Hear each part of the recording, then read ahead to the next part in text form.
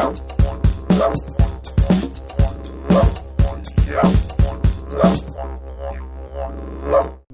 to CineMyles, the show for cinephiles. I'm your host, Miles Hughes. I'm joined today by Miss Becca Wucker, and we just got out of The Hunt for the Wilderpeople, and you made quite the hyperbolic statement just as we left the theater. The best movie I've maybe seen all year.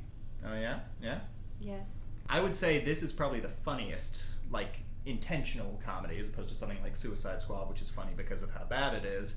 This is the funniest trying to be a comedy film that I've seen all year. Some absolutely gorgeous cinematography. Yes. They make really good use of the New Zealand landscapes. I mean, it's hard to have bad cinematography when you're shooting in New Zealand, but it's still some of the most beautiful shots I think I've seen in maybe any movie. That's a big statement, but I mean, there were some shots that were really, literally breathtaking. Mm-hmm. The story follows a kid played by Julian Dennison. Mm-hmm. I don't think this may be his first thing, I'm not sure, but he is awesome. He was incredible. He's really funny, really natural too. Mm-hmm. He didn't feel like a kid actor. But it did feel like the role was almost made for him too. I wonder. Yeah, if the director knew him and maybe wrote the role for him. Because it was tailor-made for his delivery. Mm-hmm. Felt very specific. I remember seeing the trailers and thinking, oh, he's kind of doing the wannabe gangster thing, and is that gonna get kind of old? But it was played he's really cute. He's really he's very charming. genuine. You expect him to play into he wants to be so he's still a kid. They don't take that away from him. He doesn't become I'm a delinquent, I like all these things. He's just he wants to have an adventure, he wants to have fun, he wants to be part of a family dynamic. He's not rebellious for the sake of being rebellious. Yeah. And they don't really make fun of him. They make fun of his weight a few times. That's one of the only things that was a little, maybe not overplayed. Yeah. It certainly could have been overplayed, but they did make jokes about it. I think they have the other characters make fun of him, but I don't think the film itself is making fun of him. No, it doesn't. But there are enough jokes about it that it is it happened again, oh, okay. Also in it is Sam Neill, who just isn't in enough stuff these days. They built up a really nice chemistry, and it was one of those things, because the big thing that's going to make or break a movie like this, where it's sort of about these two people who kind of don't like each other, but sort of form a bond over the course of it, is that it doesn't happen sort of over the course of any one scene. It's a relationship that grows over time.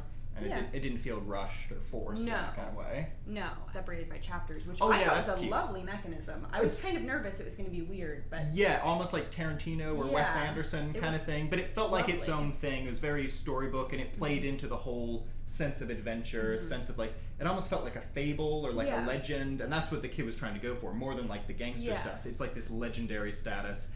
And that's what they ultimately become, because they're on the run from the police and from everybody else, and they become these sort of mythical figures. At one point he finds this normal guy, and he wants to take all these selfies with him, because it's like meeting a celebrity. Yeah, but I mean, the end of the first chapter, the kind of very sad thing. The inciting incident, if you will. It felt quick, but more, I guess, in an up way, that first 10 minutes of we're building up to something. Oh, it's a sad something. Okay, we've all been devastated. But it's so fast and clean that it never feels overplayed. Yeah, they don't linger on it.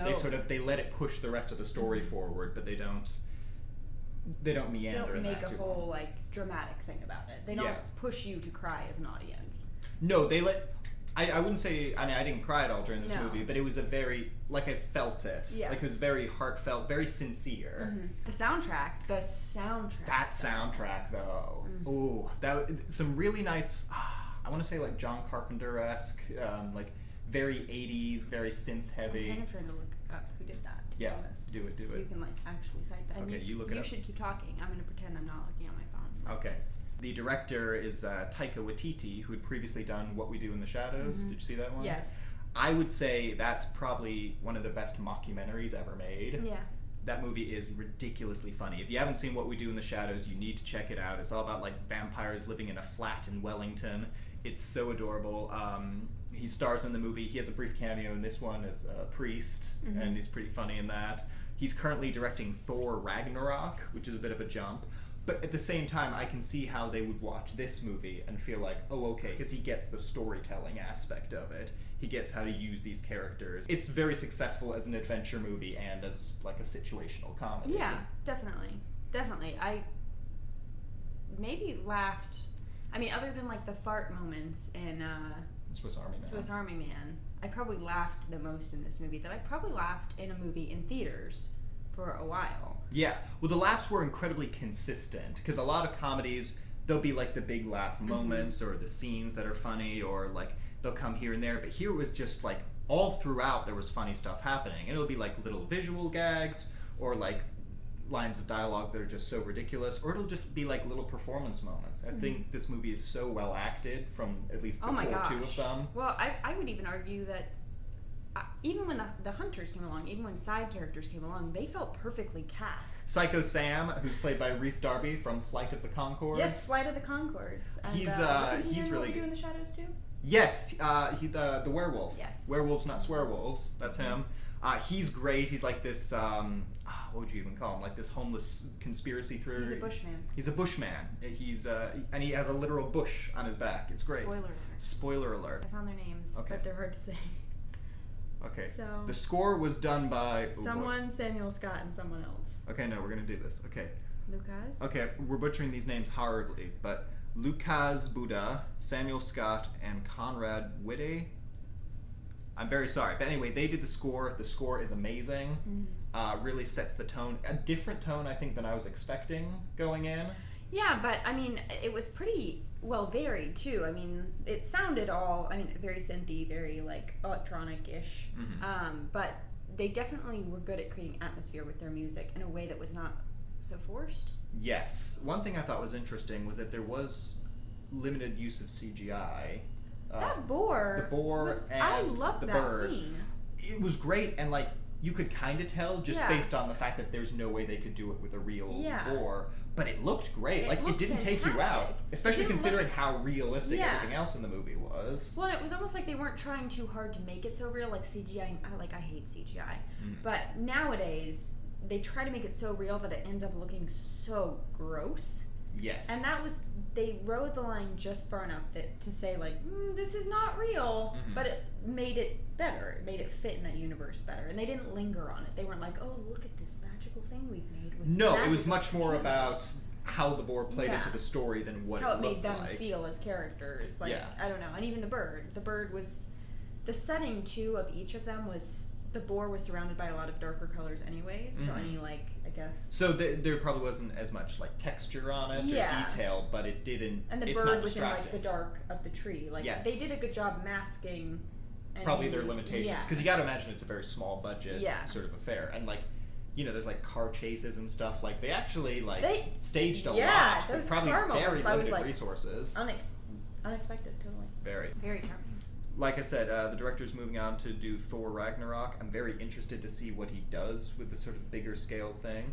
Because I feel like it'll obviously be a bit more of a studio by committee movie, as all the Marvel films are. But I do think it's interesting that they keep going to indie guys who clearly have a voice. Like I think of James Gunn, who did Guardians of the Galaxy. Yeah, that's true. What I think is interesting about the Thor films is that I would say they're among the funniest of the Marvel movies. Well, yeah, I mean, sometimes not intentionally so. They want Thor to be more comical. And Thor, I guess in theory, is kind of more comical than the others. Yeah, and especially if it's going to be like a buddy road trip movie with the Hulk. Yeah. Thor aside, I just want to see more from this director because I feel like just based on this and what we do in the shadows, he has a really distinct comedic voice. Yeah. And he's clearly not tied down to any one genre or any one type of filmmaking. Not. Yeah. So I think... He does tend to edge towards the comedic. Yeah, but that's fine. Well, I think of like Edgar Wright, who does like comedic zombie movie, comedic action movie. Like, it's true. You can have this very human, down-to-earth comedy within these more fantastical sort of genres. And I'm curious to see just what he's drawn to. That's true. And what he decides to lend that voice to. So yeah, I love this movie quite a bit. Definitely one of the better ones I've seen all year.